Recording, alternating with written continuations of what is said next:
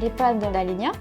C'est un établissement qui est situé dans les Pyrénées-Orientales, donc dans un département très ensoleillé. Nous sommes un établissement récent, on a ouvert le 1er février 2017 et 77 personnes âgées vivent ici. Donc ici, on assure, comme dans tous les EHPAD, l'ensemble des prestations de soins, toilettes, douches, mais aussi tous les services de repas, le traitement du linge et l'entretien des chambres. Pour moi, le solaire thermique correspond particulièrement à nos besoins parce que dans nos structures, nous avons une très grande consommation d'eau chaude. On consomme à peu près 3 mètres cubes par jour. Et donc, l'eau chaude solaire permet de couvrir une grande quantité de nos besoins. Le solaire thermique, ça permet également de réduire nos coûts. Ça, c'est très important en EHPAD. On avait une étude qui nous indiquait que l'utilisation de l'eau chaude solaire nous permettait des économies d'environ 2 000 € par an, donc c'est quand même non négligeable dans nos structures. L'installation en solaire thermique a coûté pour notre résidence 35 000 €. On a eu la chance de bénéficier de 20 000 € de subventions, des subventions du Fonds Chaleur de l'ADEME et aussi des subventions de la région. Le coût restant, 15 000 € et on a estimé qu'il sera amorti sur 7 ans. On est plutôt content du projet. Un EHPAD fonctionne 7 jours sur 7, tout au long de l'année, avec des besoins en eau chaude sanitaire qui sont stables dans le temps. Si bien que c'est l'équipement par excellence pour accueillir un système d'eau chaude thermique solaire. Ça facilite beaucoup le dimensionnement et ça permet d'avoir un équipement très bien dimensionné. Chaque année, c'est plus de 5 tonnes de CO2 qui sont ainsi économisées. On a vraiment un système de production d'eau chaude qui est économe en énergie et qui est bon pour l'environnement.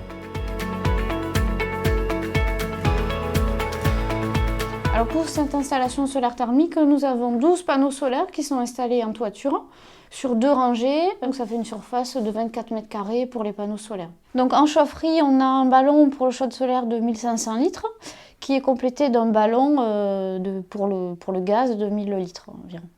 Vu qu'on est dans un EHPAD, on a l'obligation d'avoir un circuit primaire et un circuit secondaire. Tout ceci a un système de régulation et un système de suivi qui a également été installé pour faire de la télémaintenance. Une télémaintenance qui est simplifiée, qui permet tous les mois d'avoir un retour des équipes techniques qui sont sur site et des équipes techniques qui s'occupent de la maintenance en direct depuis Perpignan.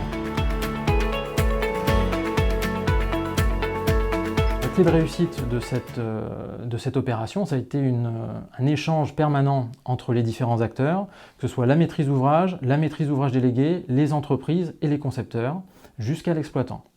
Des échanges permanents qui ont permis à l'installation d'être dimensionnée avec les besoins les plus adaptés, des échanges avec les équipes de soignants qui ont permis de dimensionner les quantités d'eau chaude nécessaires pour chaque personne hébergée dans l'EHPAD, et également des échanges avec les cuisiniers pour savoir, couvert par couvert, quels étaient leurs besoins. Alors sur l'installation solaire thermique, nous on a un contrat de maintenance qui est inclus dans un contrat de maintenance global chauffage au sol solaire qui est réalisé par Hervé Thermique, qui vient contrôler, démonter et nettoyer les ballons.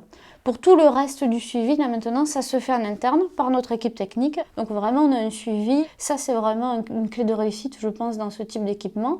Ça permet de faire un lien avec l'installateur et le prestataire, qui lui nous a équipés d'un système de télé-suivi.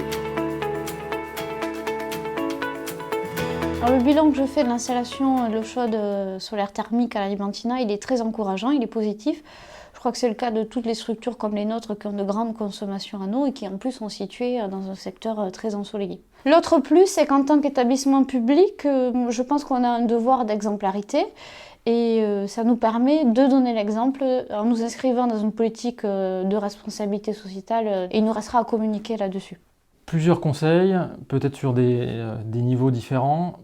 Première chose, ne pas hésiter à structurer sa maîtrise d'ouvrage, s'entourer de personnes compétentes, trouver les personnes les plus adaptées au territoire sur lequel on travaille, définir les besoins de manière très précise. Donc là aussi, aller voir les équipes, travailler avec les personnes qui vont exploiter le bâtiment. Et enfin, dernière chose, c'est surtout ne pas hésiter à se lancer. Ça peut paraître compliqué, ça peut paraître difficile, mais on y arrive toujours avec un petit peu d'énergie et de bon sens.